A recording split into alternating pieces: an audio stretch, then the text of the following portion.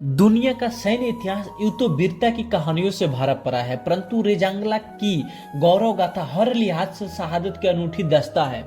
बिना किसी तैयारी के अहिरवाल के वीर जवानों ने आज ही के दिन 18 नवंबर 1962 को लद्दाख की दुर्गम बर्फीली चोटी पर शहादत का एक ऐसा इतिहास लिखा था जिसे कभी भुलाया नहीं जा सकता है।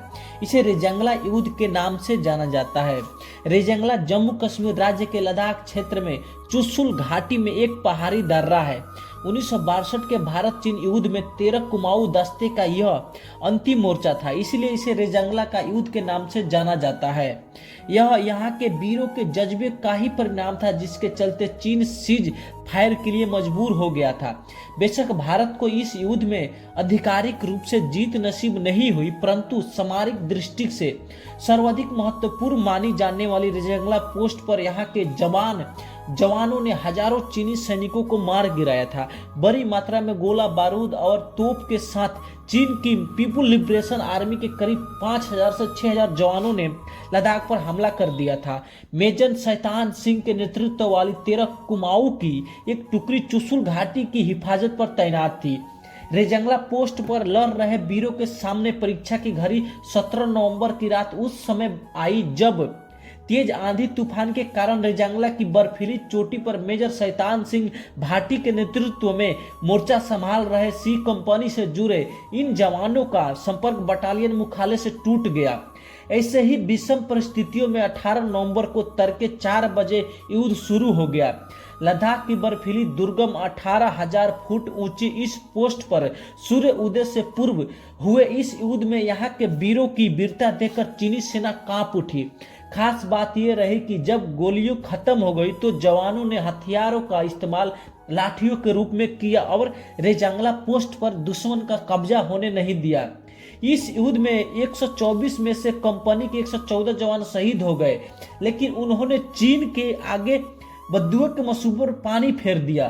13 कुमाऊं के 120 जवानों ने चीन के 1700 करीब सैनिक मार गिराए। उनमें से 114 मातृभूमि की रक्षा के लिए प्रति खुद को कुर्बान कर दिया। अच्छे जिंदा बचे थे जिसे चीनी सैनिक युद्ध बंदी बनाकर ले गए थे, लेकिन सभी चमत्कारिक रूप से बच निकल गए। उस युद्ध में जो 6 जवान बच्चे थे उनमें से एक मादद कैप्टन रामचंद्र यादव थे और 19 नवंबर को कमान संभाल मुख्यालय पहुंचे और 22 नवंबर को उनके जम्मू कश्मीर स्थित एक आर्मी हॉस्पिटल में ले जाया गया था। उन्होंने युद्ध की पूरी कहानी बताई। यादव का मानना है कि वह जिंदा इसलिए बचे ताकि पूरे देश को 120 जवानों की वीर गाथा सुनाए। उनके मुताबिक शुरू में चीन की ओर से काफी उग्र हमला किया गया। 2 बार पीछे धकेले जाने के बाद उनका हमला जारी रहा। जल्द ही भारतीय सैनिकों को गोला बारूद खत्म हो गया। उन्होंने नंगे हाथों से लड़ने का फैसला किया। कैप्टन रामचंद्र यादव ने नाइक राम सिंह नाम के एक सैनिक की कहानी बताई जो रेसलर थे। उन्होंने अकेले दुश्मन के कई सैनिकों मार गिराए जब तक कि दुश्मन की ओर से उनके सिर में गोली नहीं मार दी गई।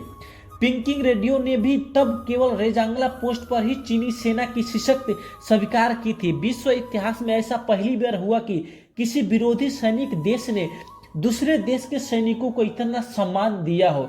रेजांगला युद्ध में चीन की सेना ने भारतीय सेना के साथ ऐसा ही किया था। हमारे वीर शेरों की लाशों को चीनियों ने कंबल से ढका और उनके सिर के साथ उनकी बंदूक को खड़ा किया और एक कार्ड पर बहादुर लिखकर उनके सीने पर रख दिया और फिर रेडियो पिंकिंग से खबर दी कि चीन का सबसे ज्यादा नुकसान रेजांगला में हुआ क्योंकि एक बहुत ही बहादुर कौम ने रेजांगला में मुकाबला किया था। रेजांगला युद्ध में शहीद हुए सैनिकों में मेजर शैतान सिंह पीबीसी जोधपुर के भाटपी राजपूत थे, जबकि नरसिंह सहायक धर्मपाल सिंह दहिया सोनीपत के जाट परिवार से थे। कंपनी का सफाई कर्मचारी पंजाब का रहने वाला था। इनके अलावा शेष सभी जवान यादव जाति के थे। इनमें से भी अधिकांश हरियाणा के गुड़गांव, रेवाड़ी, नौरनौल और महेंद्रगढ़ सीमा से सटे अरवल जिला के रहने वाले थे।